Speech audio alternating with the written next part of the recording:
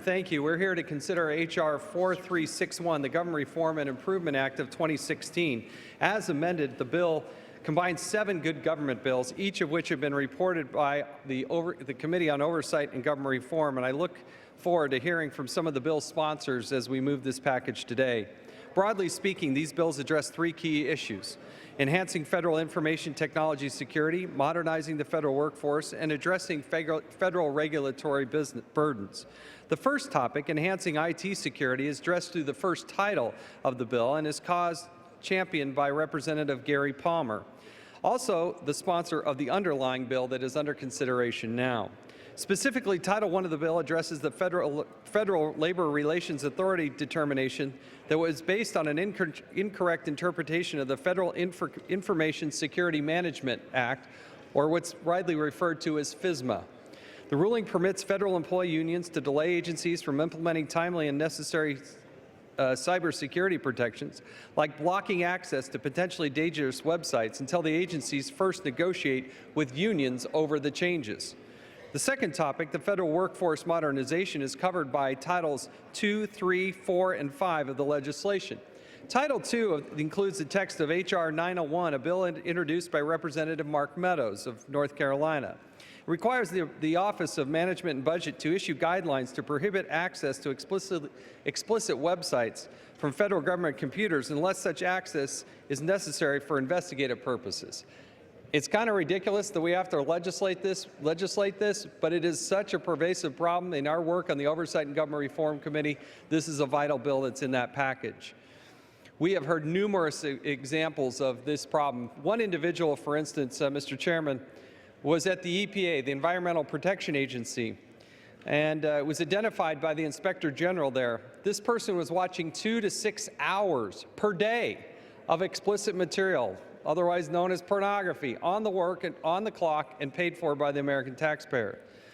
Title III includes the text of H.R. 3023, a bill introduced by Representative Ken Buck to lengthen the probationary period for federal employees to 2 years after training is completed. Currently, the federal employees have a probationary period of just 1 year, which often does not give managers sufficient time to evaluate on-the-job performance. Title IV includes the text of H.R. 4358 and a bill introduced by Representative Tim Walberg. It will modernize the Senior Executive Service, also known as the SES, the elite administrators within the federal government. Specifically, the bill will increase the probationary period for SES members to 2 years and make SES members subject to the same suspension authorities for misconduct that are already applied to other civil service employees.